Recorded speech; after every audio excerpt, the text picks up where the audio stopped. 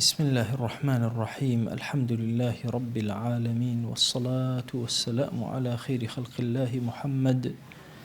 وعلى آله وأصحابه الكرام وتابعيهم بإحسان إلى يوم الدين. ربنا أرنا الحق حقا وارزقنا اتباعه، وأرنا الباطل باطلا وارزقنا اجتنابه.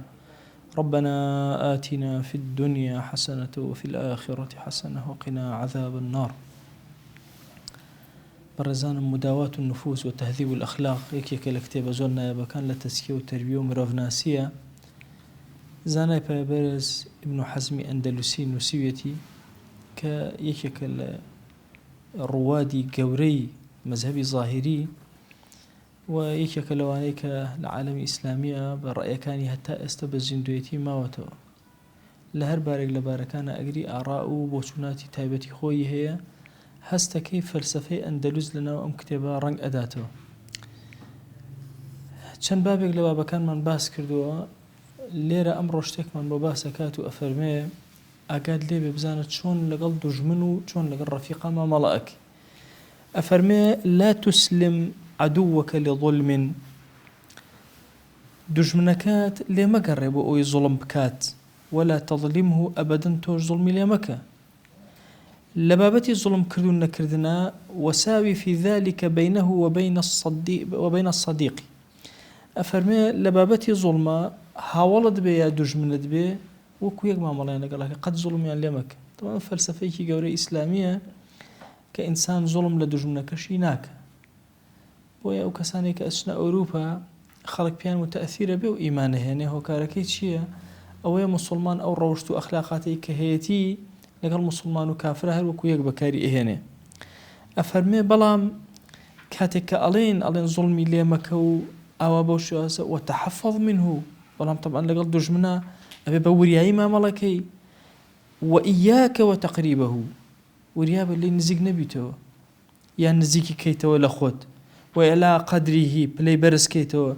فإن هذا من أفعال النوكة يعني حمقى.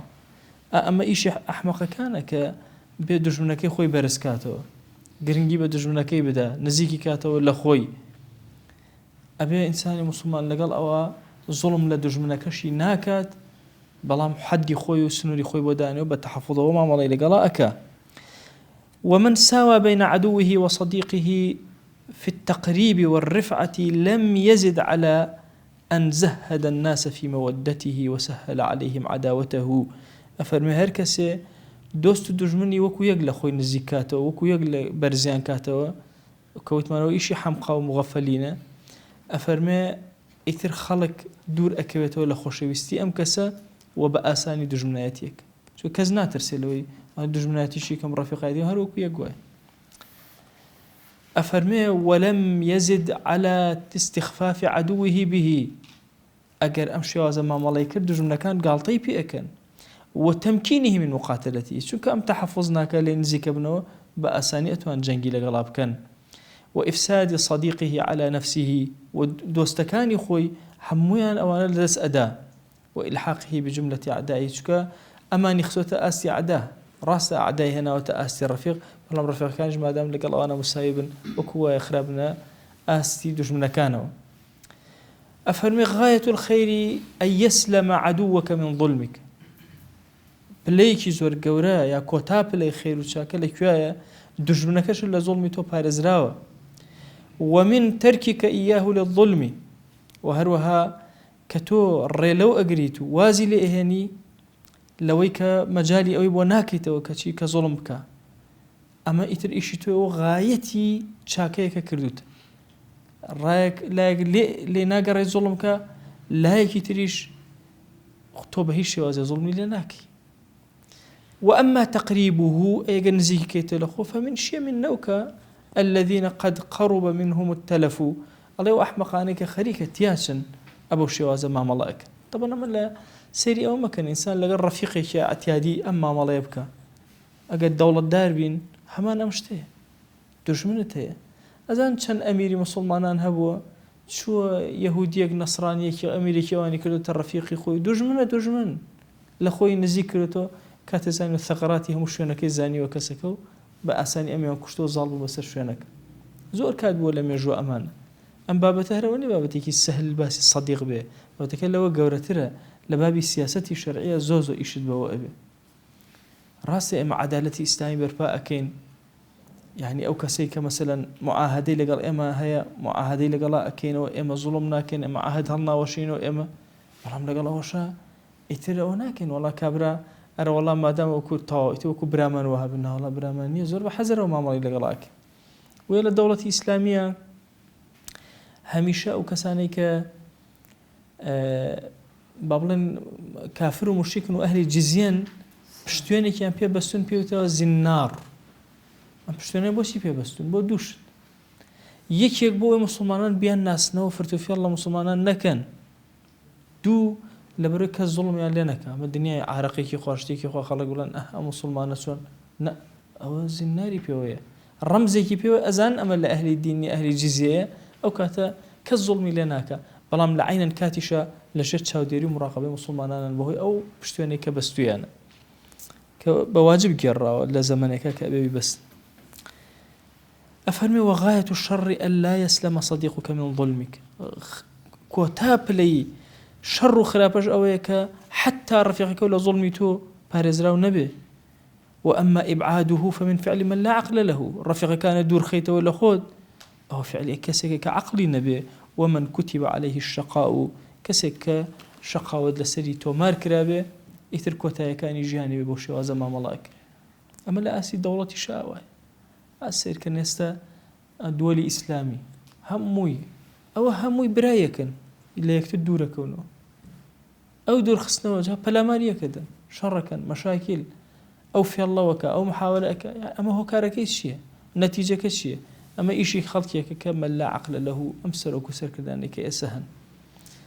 أفرمي حلم حوصله وجواني حلم أونية دجمنك النزي خيتوا ولكن مسالمتهم مع التحفظ منهم مسالمة لقال أنا أكي سلم لقال أنا أبستي بلام تحفظي جكي تشاوي كده هزار تشاوي لسري وني بلام لقال أم كافر الركوتم إتر بالي لبا وبشتوني لبكمو بويا لفقه مذهب إمام الشافعية أفرمي خليفة مسلمانان صالنا صالة واجبة لسري كجهادك يكو نابدانيش بدايما خليكي جيشك يبقى أو صاليك شرناك جهادناك أو صالة جيشك تنظيمك صالي دوات الجاينك إنجا هر كسي صلح مسالمة لقلا كرد بتشاوديريكي شر وبروا صلحك إشكان ليدي أبي زور بهوريا إنك بشتيني اللي بكيتو حتى كافر بإسراحتي خوي ما مال لقلاك أما بو بتشوكي شر أو هاي لقل رفيق برادري اعتادي شاء محالتها أو هاي تو دوستك هي رفيقك هي دجمنيك اشتهي نتشي دجمنك كان نزيكيتو ورفيقك كان دور خيته ودوسته كانت لا بعكسه همو إنسانك إقبابتان لبابت الرفيقة وباسكم همو إنسانك كمال الدائرة بالدوري وإتبران زور أبي أقاتن لو دائرة هميشه كمال خواصي زور تايبتهن بدورته بليكي دواتر لدواء أوان جماعتي كتر كها أوان شهر خواصن بس بلي أوان يانية خواصي كتر خواصي هر يكيان بشيوازي خوي أزان حتى في غمري خاص الله عليه وسلم أو هاي هو أزان أوسط بالسؤال هزار صحابة همو وكو بلال وكي خويا نكرم مالي في غمر صلى الله عليه وسلم نهنا توان لحديثي الزيانبة أفرمي وستان حتى وكو بلال هات بو بلال هات القصيان في وتيان بفي غمر بالله صلى الله عليه وسلم أم برسيارة من هي لو بلال برسيارة كان يأجانا في غمر صلى الله عليه وسلم أو نبغى كاس خوي بياك نظامها بو ترتيبها بو بويا حتى الصفكاني نيوشك أوستان أو نبو عربي بيتا بيشي بيشو بوسي اللي ناقران أصحاب خواصة كان لبيشو أوستان بويا هر أم فكرة بو سيدنا معاوية هنا كرد دستورك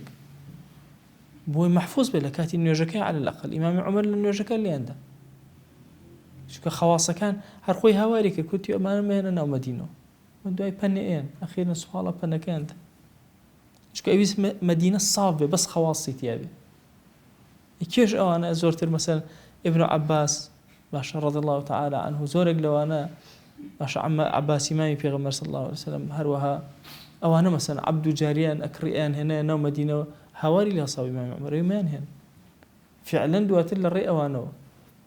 يعني أبو المجوسي خو عبد أبوهات وأنا مدينة ورده هاتا ورده خوي نزيك كرده وبني خوي ده بويا دائما إنسان سلسلة صديقة كان يبي بزانه شون ركخ شون ترتيبي أكا همو أنبياء وابو سياستي إنسان أو هاي بويا ناكريت تو قريبك دور خصبته وبعيدك ونزي خصبته غلط. بويا زور كاد إنسان السياسة الشرعية أجر موفق نبي خزمكان يخوه همو لدسده بو شو كخلشي كتير هميش الدوري أجر خزمكان نامن كخزمكان نما يتر السياسة الشرعية أولنية. بويا موسى عليه السلام ناڵێ خوا یەکێکتر لە بنو ئیسرائیل بکەرە پێغەمبەر لەگەڵما ئەڵێ هارونی برام بکەرە پێغەمبەر لەگەڵ تا ئەوانە هەمووی ئەسراری گەورە گەورن لە مەسەلەی سەداقەت و ئەوانە حتى لە سیاسەی شەرعیە ئایا ئینسان اعتیماد دەخاتە سەر کێ؟ ئیمامی عوثمان یەکێک لە گلەیەکان کە لێیان ئەکرد ئەنوو خزمەکانی خۆی لە هەموو شوێنە دائەنێ بەڵام خۆی ئیشێ باشیەکرد بۆ چونکە ئەیزانی زەمەنی خەواسێکە سدقەکە نەماوە ئەو برایەتیە ئیسلامیە پتەوە و خەریکە وردەوەدە کاڵ بووەتەوە بۆیە کەسێکی دائەنە هەم برایەتی هەم خزمەتی لە شوێنەکانە دایان بۆی دوای سیدنا معاویە بە هەمان چەشن حتى سیدنا علی رضی الله تعالی عنه بە هەمان چەشن محاولەی ئەکرد بەو شێوازە لە خزم و ئەقریباکان دابنێ و لە ئال و بەیتی پێغەمبەریان صلی الله عليه و سلم لە قیادەتی جێشەکانە دابن کەوابوو چۆن لە ئاستی دەوڵەتە ئەبێ صدیق و عەدوو لە یەک کرد بێتەوە لەناو صدیقیشا پلەبەندیت کردبێ بە هەمان چەشن لە ئینسانێکیشا هەر بە هەمان چەشن شتێک هەیە لە ئینسانە دوای ئەمە ئیبن حەزم باسی ئەکا بۆمان کە ئەویش ئەوەی ئینسان فەخر ئەکا بە ماڵەوە سەیرە لە ئینسانە حەد دو سێ دیناری هەبوو ئیتر فەخرێکی زۆر گەورە ئەکا ئەڵێ کەم ڕەئەینا من فاخر بما عنده من المتاع چەند کەسمان بینی کەش و فشی ئەکرد بۆ مەتاعی کە هەیبوو ئیتر سیارێکی هەبوو ئەسپێکی هەبوو کورە دوو مناڵی هەبوو نازانم چی كان ذلك سببا لهلاكي خودی ئەو ماڵی کە ئەم خۆی پێوە ئەنازی هەر ئەو بەسەبی فەوتانی کەسی وە هەبوو ئەینازی بە باخەکە بوو بە کێشە بۆی بوو بەسەبی فەوتانی فإياك وهذا الباب الذي هو ضر محض لا منفعة فيه أصلا زور أقل لفخر كردن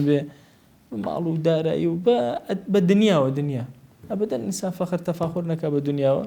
شكل لدسي أداء لدواء ما باسي شيمان بوا كآفات لسان أفرمي لبيني كلام وسكوتا سيركا شندين كذا من كم شاهدنا ممن أهلكه كلامه شن كسما بيني وإيما زمان قصي فوتانيتي على بلام قد كسما النبي لم نر قط أحدا ولا بلغنا نشمان بستوى أنه أهلكه سكوته كبيدن يكي فوتان بيتي قصة كردن أو فوتينه بس بيدن جينا فوتينه فلا تتكلم إلا بما يقربك من خالقك كابو ما دام سكوت أو اندقرنجا قسمك إلا قسيبك كالأخوات ونزيك خاتوا فإن خفت ظالما فاسكت أقل ظالمك يشترساي بيدنج كزين المواجهة ظالمك بيناكري بيدنج أنا مدرسي كي زور قوري وتأتي بأملا وطالب علم وأنا رواكن جاري وهي خطيبي وهي وأزاني سروكي كري أرزة واقسأك تهديدي أمريكا أكاليرو ببي حيج برواك دايقر نسيكسي لغلاني لسمين برك سيكون خوان بسر ما هاتوا الحمد لله مزقوتي كامل يتيم أكرد مزقوتي صلاح ديني كسك لهولير لقرقي التيراوي ماشي تصور كان يعني ناو مزقوت وحوشكي وسرجادة كان وهموي أو منطقة أجيرة وضع قبو شتي غريب يعني خوش مسلم صرما أو عالمه يعني بيشتر طبعا زور درسوا دورهم لمزقوته كان هبو كأنه ما وصل له حرهم وجنجهاتنا ازدحامي كي زور قورة يا أو رجيك قرادرة من الخطبة لا دريم تصور كان أم خلق هرمي لا حول ولا قوة إلا بالله لو زيادتنا عمر خوش متوامر لو هزار جل لا حول ولا قوة إلا بالله هيجي استفادة هنا تصور كان أوهم خلقها تنها دوكس من قلامه دوكس كش طبعا هالخلطي أم منطقي خو من بيكو بون اللي ولا داخلي بون بروا كان دسمنا نقول تاكسي نيورا بوست هرا النجاة ما بي لو جيشي كهاتو بو يرزقار ما بي خود جيشي كان ينزاني إيمن إما يا إيمن بلي أنا الرشتين خلني ينزاني أما زي مجنو شوين أرن راك تصل كزني زاني يعني دوهي بيرم أكرده سبحان الله خو أو خلق هوليري بي أجيره وانده قوري بلام سودي كيني بوي إنسان زور أبي أقاي لبي أم قصي ابن حزم زور قوري ئەگەر دەرەقەتی زاڵم نادی دەبێ دەنگ بە لە سنووری خۆتا قسە بکە. والله جاری وایە مەلایەکە بینی هەڕەشەی وەها ئەکات تۆ لە شوێنی خۆتەوە باشەوە چۆن یان چی لە پشتێتی ئەو هەڕەشەیەکە بۆ خاتری خۆ هیچیشی لە پشت نێت طبعاً طبعاً ماوەسا بکەی مدەڕیس قسەیەکی زۆر عەزیمی هەیە فەرمێ ماوەسای ئاینی و عالم ئەبێت چەند شتێک لە پشتی بێ اینجا ئەمێنێتەوە. یەک ئەفەرمێ ئەبێ سوڵتان و سیاسەتی هەبێ وەکو جاران سوڵتان و سیاسەت بەدەست ئێمە نییە ئێستا. دوو ئەفەرمێ ئەبێ ماڵی هەبێ ماڵ زۆر دەوڵەمەند بێ ئیسکاتی دژمنەکانی بکە یاخوا مەلا ئەمەشی نییە. سێ ئەڵێ ئەبێت جەماوەرێکی وەهای هەبێ جەماوەرەکە دیفاعی لێ بکەن خەڵکەکە نەیەڵن. چوارە بێ عەقڵێکی باشی هەبێ ئەگەر نامێنێت. جاری وایە جەماوەرەکەش ئێستا نییە لیان سندووی بە جەماوەرەکە لە پشتی تۆ نوێژەکە هەرێکی ڕەنگێک هەرێکی سەر بە حیزب و تاقمێکە هی تۆ نییە کەوت تەنها عەقڵ و داراییەکە ماوەتەوە عەقڵەک مداراتەکە ماوەتەوە دەی چۆن عەقڵ ئەکەی. وێ ڕەحمەتی خوا لە ئیبن حەزم بێ فەرمێ فإن خفت ظالما فاسكت ئەگەر لە زاڵمێ ترسای بێدەنگ ئەگەر توانیت گۆڕانکاری بکەی واجبە لەسەری بیت وانییە. ئەجا بابەتی ئەو بێدەنگیە هەموو جارێک ماوەسا کۆنەکان قەدیمیەکان خوا لێیان ڕازی بێ یا ڕەب یان مەلا تا فێری بێدەنگی ئەبێ یا ئەفەوتێ یا پیرە بێ یا لەو دۆ زیاتر یا ئەفەوتێ یا پیر ئینجا فێرە بێ کە بێدەنگ ئینجا تێ ئەگا چۆن لە هەندێک مەجالیسا دائنیشین وانە باسی پرۆژەیەکی خەیریکەین نەفەری وا هەیەت ئەڵێ ماوەسا بە کەناڵێکی فەزایی دان کورێمە 250 لە گیرفانمانە نییە لەکوێ کەناڵی فەزایی دان کور ئینسانە بێ دارای عەقڵی خۆی بزانێت تا کوێیە. کوردەواری فەرمویانە بە ئەندازی بەڕەکەی خۆت پێڕاکێش قسەی زۆر گەورەی بەڕەکەی من تا کوێ بێت تا ئەوێ ئەتوانم. خۆ هەر کەسێکیش لە موسڵمانان لە سۆفیەکی زۆر قوربەسەرەوە بیگرە حتا وەکو هەر کەسێ ئیگەنی لەم ئومەتە واللهی دەسەڵاتی هەبێ لەم سەرزەویە ناڵێ کەس حکم کە چکە هێزی ئیسلامی ئەو هەیە لە ناخی ئینسانە ئەو جوڵێنێ مەجالی ئەوەت نادا دانیشی ئێستا تەکیەکی پێچێ بەڕێوە بەیانی ئەگەر دە تەکیە پێچێ بەڕێوە دە تەکیە کاتەوە ئەگەر سەرزەی پێچێ بەڕێ خۆ ناڵێ کەس هەناسە بدە طبعی ئەو هەیە. مۆسا سعید مرسیە فەرمی ئەم طبعا تەنها لە ئینسانە نییە ئەڵێ حتا گژوگیاش ئەو هەیە ئەڵێ تۆ سەیری گژوگیاکان کەن ئێستا ئەگەر دیقەتتان داوێ بڕۆنە شوێنێک یعنی سیرەکە یەک باشە بەسە گوڵە بەیبوونە ئاتۆ سیرکەن کە سەر دەرەهێنە کاکە هەموو مەنتەقەکە داگیرەکە کۆنتڕۆڵەکە حەز ناکە کەسی تری لێبێ ئەڵێ بۆی لە قیامەتە ذیکری ئەوان زۆرتر بێ لە ذیکری خەڵکی تر. مۆسای نورسیەوە فەرمێ وی جەماعەتی خۆی لە قیامەتە شانازی زیاتر کە خوای بەیبوونەکان ئەمەنە زۆر بووین باشە گوڵە بەڕۆژەکان ئەمەنە زۆر بووین گوڵە هێرۆکان ئەوەنە زۆر بووین لەسەر زەویە کاتێک کە ذیکری تۆمانە کرد و عەبدایەتیمانە کرد بۆ یەڵێ حتا ئەوانی جەنگ ئەکەن لەسەر چی لەسەر بەقا و لەسەر زیادی و لەسەر داگیرکردنی سەر زەوی ئەو طبعاش لە ئینسانی موسڵمانە بە عادەتی هەیە کەوا بوو ئەم خاڵش کە ئیبن حەزم ڕەحمەتی خوای لێ باسیەکە خاڵێکی زۆر گرنگە ئیذا خفت فإن خفت ظالما فاسكت. لە دوای ئەمە مۆزوعێکی زۆر گەورە باسەکە ماوەسەیان هەموو ئینسانێک لە ژیانە خوای گەورە چەندین جار فرسەتی ئەداتی لە فرسەتەکانە قاعیدەیەک هەیە هەر فرسەتێ خۆت لە دەستی خۆتتدا ناگەڕێتەوە هەر فرسەتێ خۆی ڕۆشت دێتەوە. ئەم قاعیدەتان ئاگا لێیە هەر فرسەتێ خۆت لە دەستی خۆتتدا خۆت بوویتە باعیسی ئەوەی ئەو فرسەتە نەمێنێ ئەو نیعمەتە و لێ بسەندرێتەوە نادرێتەوە. بەڵام ئەگەر خۆی لە دەست نەما ڕۆشت جارێکتر ئەکەویتەوە سەر ئەو نیعمەت کەسی وا هەیە دەوڵەمەندە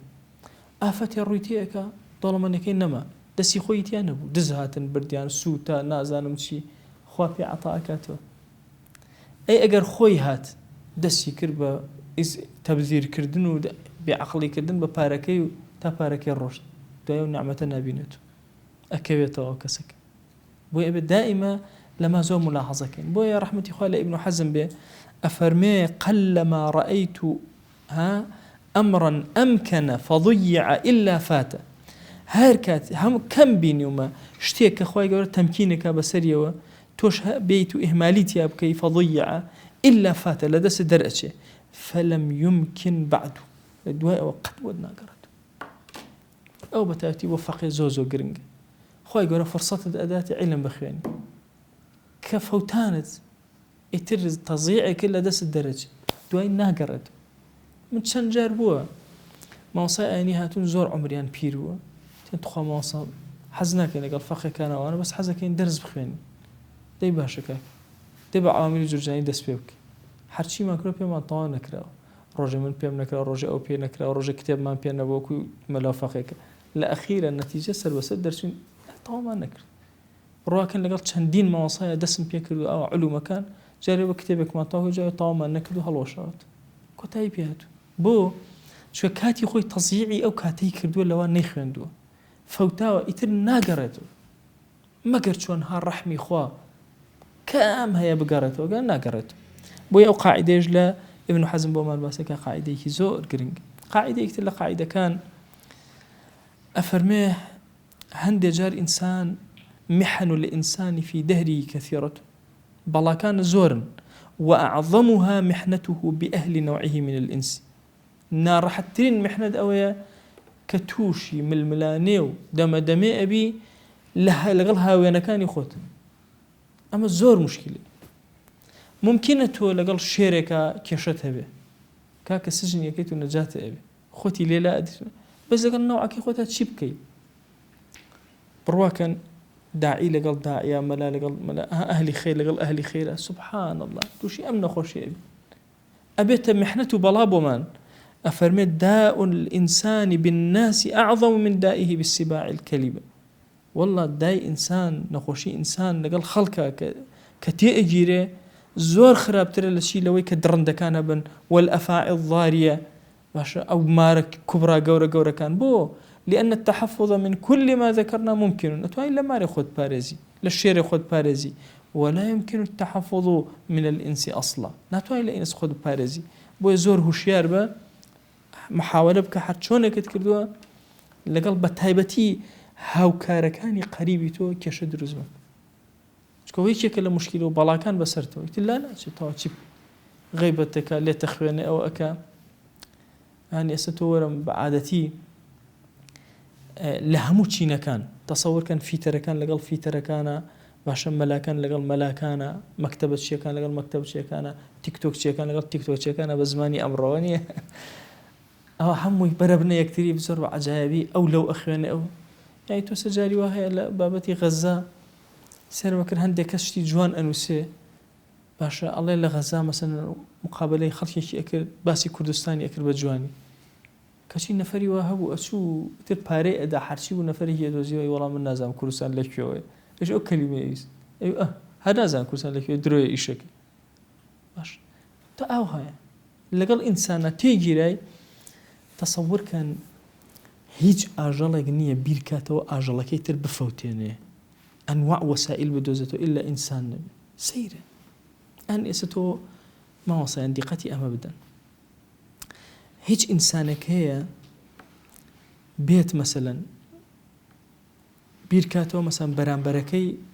بە شێوازێکی زۆر سلمیانە ئەگەر کوشتیشی زۆر سەلیمانە بیکوژێ یعنی بیرەکاتەوە بە دەرمان بیکوژێ بیرەکاتەوە يعني فكرة كفرية كالم شيء كلا جيهانا يا باشا وسرطان هنا وكل علاجه كيف انا با نا شركات كان زر كنا بعلاجيه يا باشا بحياتي نابين الشيره بيشت التسميم كاتو فري بابا باشا كان تربكوجي حزكا شيره كان لسر زوي زور بن كشي انسان حزناك ازان يقدانا من خريك ولا مو امسر زوي زورين لو كورونا مرنا بلا كردو اوكاتي بزمكه وتيان والله اما ملياري زيارين معنوية ملياري كسبي يسيتر زوي هالي ناقري تحملي أمه خلقناك كأنما أمر خاوني زوي بأقلوي ميراثي أسمانا كانوا زي همه هي خوايا جل جلاله هي كزني وكالصاحبين بويا أبي إنسان زور لقل خلقيا تحفظك بوي محنتك وبلاكينا كيوتنا أوان باش يكير بركيه شكو دجون انتباهي وهربي قصة كان قاعدة كتير قاعدة كان الله يكون زوري ني خلق سبحان الله لسر نفاق الغالب على الناس النفاق زورين أوها ومن العجب أنه لا يجوز مع ذلك عندهم إلا من نافقهم سبحان الله لا عجائب الشيء إنسان لقل إنسانك صادقة نايكري خوي نفاقك لقل كيشا يكري لقل أوانيك نفاقي لقل أكن كيف يخوش بدرو بيا هلا دنو ولا انتو بيا يتشاكي وانا مش او انا بيا خوش وقتی خوی عفیف طباره هبو عفیف طباره مؤلفێکی زۆر گەورە بوو یەتە عێراقەوە ئەڵێ لە بەسڕە دامەزرام ئەڵێ چووم ئەڵێ ئیتر هەندێک کتێبی نووسی بۆ عفیف طبارە لەو زەمانە جاروباجە ڕخنی لە متەنەبی و ئەمانە ئەگەر ئەو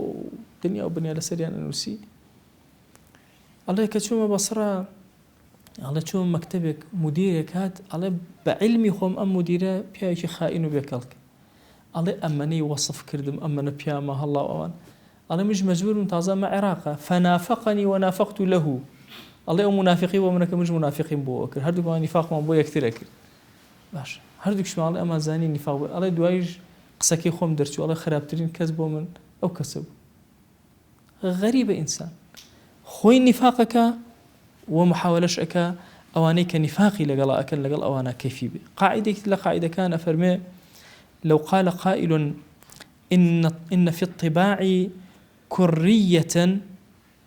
لأن أطراف الأضداد تلتقي لم يبعد من الصدق الله يقول كسي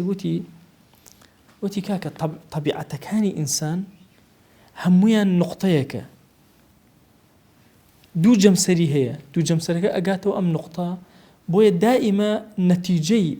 أم سري شو أو سري أقاته يكشت يعني باشي باشا أمشت بروا باشي خرافة بروا الأخيرة برهمكي يك برهم أبي الله دورني أم قصي الراز به الله بو وقد نجد نتائج الأضداد تتساوى عند جال إما ركز ضد كان أبيني بلا النتيجة كان يكشته بونمونه الله إنسان لكاتي خوشيا بيأكنه كزوز لنا راح دو بيأكن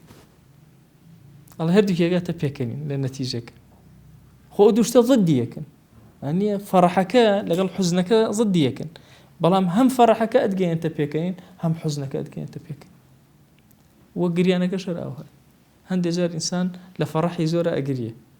كابو نتيجة يشهر يكشتيك أفرمي حتى ما ودأ أوايا لما ودأ إنسان محاولة بتشكترين هلا لبرامبركة أقرأ نوك وهلا يبكى أتاي باوق لقى منالي خويا بتشكترين هلا بلا وكيبك شور بديان أوكر نكي أو نكي ورا برو شاويكي هزار شاو بسريانو أزاني ولا فرطي حبايا نتيجة كيشي ليه والله بغض دروسه لبيني من الله كبوك أزاني كسي كيش كالرخي لكسي بهر آوا بدوايتي أقرب زانت شهلا يكا هردوكي على النتيجة كاريكشت على كأنما علي نقطيكي بدائي هي كروية أو ينبوشي وزر دا إخيرا أدنو إليك شوكا نقطي فضيلة كان وتمن لوسطها أم وسط أمسر وأسري بروا لأخيرا هر أداته إليك يق نتيجة درسي أوش قاعدة كلا قاعدة كان أفرمي دراسة مكردوة ممكنة وهابة إن جاء أفرمي ونجد فرط المودة يلتقي مع فرط بغضة في تتبع العثرات هردو كان أو كسي كزور رقيلات أو كسي زوري خوشوي بدواي ورد ودرشت وكوتنيكي تون وقد يكون ذلك سببا للقطيعة عند من عدم الصبر والإنصاف كسيكوا صبر النبي إنصاف النبي أبتا ما يقطيعت هم خوشوي يستكل دا أبري هم أو كسي كالرقيلات الله يبو متابعة ما كيوش اللي دا هردو طرفك اللي أبي وكويك قاعدة يكتل قاعدة كان فرمي كل من غلبت عليه طبيعة ما فإنه وإن بلغ الغاية من الحزم والحذر فإنه مصروع إذا كويد من قبلها أفرمي إنسان أجر طبيعتك لطبيعتك كان تياهب راسخ دام زراب اشتيكي خراب هري كمان كم الله طبيعي خراب مان هي على أجر بقات أخير بلي حزم وجزم وحذر كردنو أنا أجر بيته مصارع الملان لغل أو طبيعتي خويا بك طبيعتك الزالة بسري ناتو أنا بيدا بعرس حرق أمانته لغلي وي إنسان الله إن حتى أخير عمرها بين المجاهدة كز ناتو أنا طواب پروردي خوي بك حتى أفرمون نفسي مطمئنة هي أولياء زور قوركان وأنبياء ومساكس زور قريبة كان أجات النفسي مطمئنة أجنا لهندشتا أجيت مطمئنة لهنشتا لوام ولهنشتا أمارة بسوء أمانته هندي الصفات يا فعلا تو نفس مطمئنة أجر همو أملاكي سرزي بدأ تدستو هر خطر خرابة خطر بدلطاناك لسر أو بارودات يتدس ماشي طاو لو نقطة نفس مطمئنة إيش كيشين لشتێکی ترا سێرەکەی ناوەڵە نەفسە مطمئن نییە ئەمارە بالسوء لە شوێنەکە لەوامەیە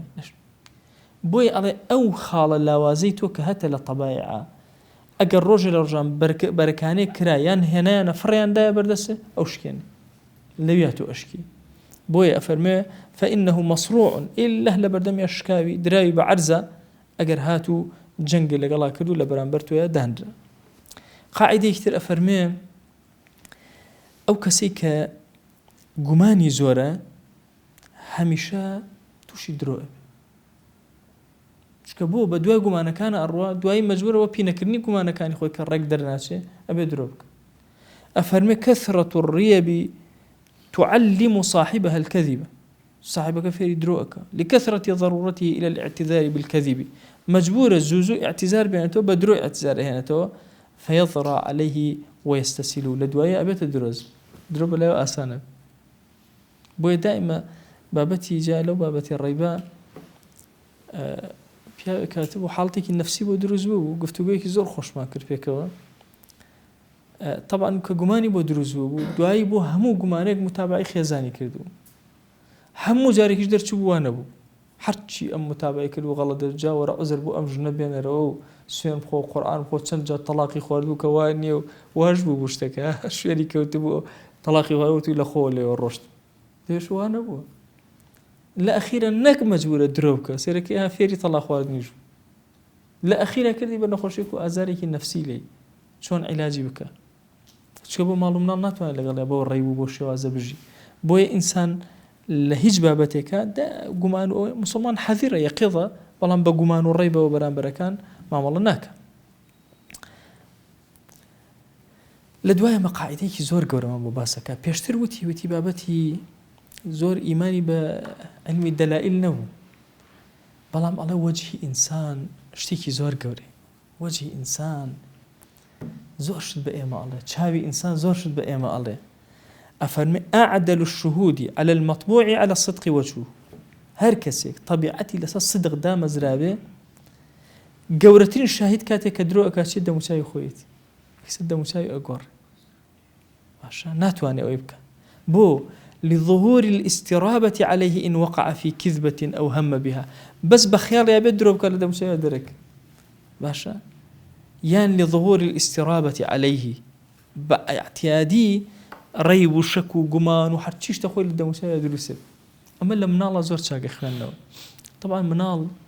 لبروي فترتكي زور جوانا تصور كان فيري درون نبو فيري خيانة نبو أقر هاتو حتى فيالي شكر دروي شكر أكثر خوي كشوكا يعني من ببير ما إيكي لمنال كان بشوقو هات ما وأنا وتي بخوا من بو كشوشي خوم لنا خولا نشاردوتو يكسر هاد للريوه باشا ايه طاو يعني بو كشوشي خوم لنا خولا شاردوتو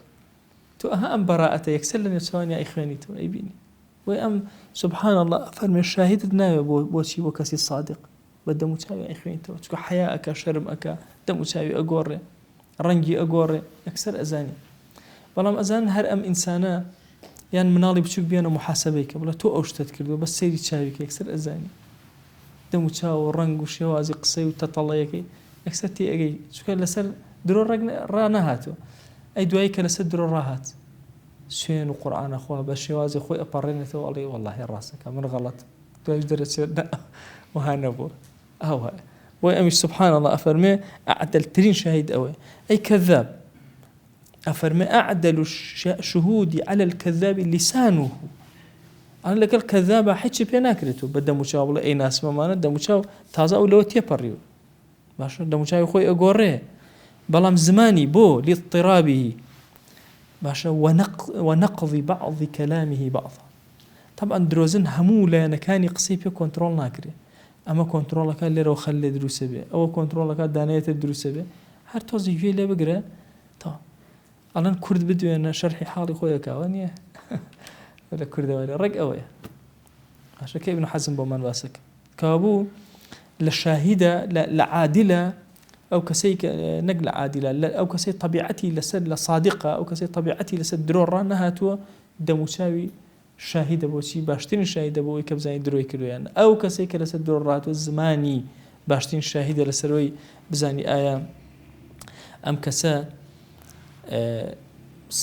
قسەکەی درۆیە یا وەکو ڕاستە چکە بۆ قەت یەصدق الکەذوب جاری وایە کەسی زۆر درۆ کەذوب صیغەی مبالغەیە فەعولە ها فعال أو مفعال أو فعول في كثرة عن فاعل بديل يعني فعول كألي كذب يعني زور دروزن باشا على قد يصدق جالي ودر راستك مرجنيها باشا وقت يخوي ملائري أيو فقيك ما هو أيو هرجري أيو أبي الراستي بي أيو أقصي صدره أيو دليلي باشا لسانك أبي معي أويك باورين شاهدة لسري وعادل ترين شاهديش لسري كبابتي درو سبحان الله هر وانا إنسان بير راهات بيترق ناكر يتدرو أنواعي هي وأسبابي هي أبي إنسان زو لو بابتا بكولته أتا كنترولي أولا أنا إخويك قاعدة يشتر أفرمي المصيبة في الصديق الناكث أعظم من المصيبة به الله مصيبتاني تشد بهوي رفيقك وكان ناكثة يعني وعد كان وين كان هل أوشينته أمانة أفرمي أجر خوي لدزبي زور أهون تر لخوي كاتك رفاقتيك شو هرجع الرفاقتي يكم المشاكل توشكا يكم هل أوشينته يجير خوي بدسيو بوي أفرمي المصيبة في الصديق الناكث لصديقك خوي أعظم من المصيبة به أو ما ويك لقريعي أو أن مصيبة توشك أجر خوي لدزبي باي أو أنا راحدني قاعدة يكتر أفرمي أشد الناس استعظاما للعيوب بلسانه هو أشدهم استسهالا لها بفعله هذا هركسك تامين لكم القا هر عيبك لعيبك كان كخلق أي كر يتر أمدس يكر بخواندن لسريان الله أو عيب لخويا هي لفعلي خويا أو عيبه أو بهوي أو هيرشان وكأيكاي عيبك خوي داشر بوي أم قصي ابن حزم رحمة خويا بزوزو قوري أفرمي أشد الناس استعظاما للعيوب بلسانه هو أشدهم استسهالا لها بفعله زور بسهلي لهم ينزيات رأيك أو فعله ويتبين ذلك في مسافهات أهل البذاء أول لك يا إما بومان درك كسفاهة أهل نزم بريك أكوي يا مشاتمات أراذيل كاتك جوان بيكتر أدن باشا أو عيب أزان الجوان لوا خوي جوان دريكي زو خرابة لفعليا يعني البالغين غاية الرذالة من الصناعات الخسيسة من الرجال والنساء أفرمي أوانيك خريكي هندق لكاري زور كمو كرتشو أوانان على سبحان الله طبيعته شان أو يتخواروا كأهل التعيش بالزمير أفرمي أهلي وكو شي وكو أهل التعيش بالزمير زمير شيء أو قومانا ك هلا أخو من بكون كأنا قرج عشان قرج لو أشي زوري شيء نبت يعني قومك جروكن مدنيته شين وجيان وأنية وقتي خوي هميشة هندق النصارى كان هبون مثلا ها غجرية كان استوتانا غجرية كان يمكن قجرية كان باشا كتشيبون وتشيان كردو تشون بون أمانة أفرمي أمانة أهلي كومالة طبيعي خسيسا باشا كأم طبيعي خسيسانتي أنا علاج أوينية بزمان حكي نيشتو بكردوش خرابترين على أواني كمثلا كنس الحشوش بمعنى سرقة أو أنا أواني خليكي باكرنا وسرقة وكان جورك لأوان هي زمان النوع كردوان زور خطر والخادمين في المجازر لشوين يسر بريني حيوان واني أو منطقة باقة كانوا وأنا عين أو طبيعتان هي وساكني دور الحمل المباحات لكراء الجماعات الرذلة وهروها أوانيك لو شوينانا كداني شنبوي أو كومالانا بكريا بقرن أو كومالانيك كاري شيء كان كاري حمالي ولا برنيشتو نقل كرنيشتو أمان على سبحان الله أوانا أو طبعا يعني هي بويسيرك جويني سيسير بيكتر أدن فاربيد عجائبة شون أو أبي أو ما الله كان لقل يكترها طبعك أو هي لقل إيش كان جورق لا يقرتنوي هي فإن كل من ذكرنا أشد الخلق رميا من بعضهم لبعضهم بالقبائح دائما أبيان قصبوا الله أبيان بهتان بو وكأبيان أو وأكثرهم عيبا بالفضائح هرهمشيان عيب دارا لفضيحتك هركردوا وهم أوغل الناس فيها وأشرههم بها وله أو عيبيك لواني تري أجرن لهرهم ينزياتر لخويانا وجودي هي وخويان زورتر بشرها وبلاماري أدن بحزة وبلاماري أدن وكرد ويجب جيئك ما صعب الباقي هرتلي برحمة بي أخوة يتر خوي حاضر كربو درز أهات بو نشاطه درس كاش منطق بو ما كاش مانجي رمضان بو كاكا كأيوته بو قرمي وقريو أمانة لو أخير شوية ما قاش من زيكي بسبين جي رمضان ما يبروين نيش بروين نابي بطايك أخوي تبالي ما ناكل جل فقيتيات بالله زوزي بالله قربان لسأجن داني شيء وأدابي كي جواني فقيتي والله يتر بالله ما ناكل كبالله ما ناكل أيش إزاني طاقة ماني أمانة توزق لدرسك يوتو هي تكدا كتابك فيك هذا طاقتي لا أبغى كتابك والله كاك إيش تكدا وصلى الله على سيدنا محمد وعلى آله وصحبه وسلم تسليما كثيرا أبدا إلى يوم الدين.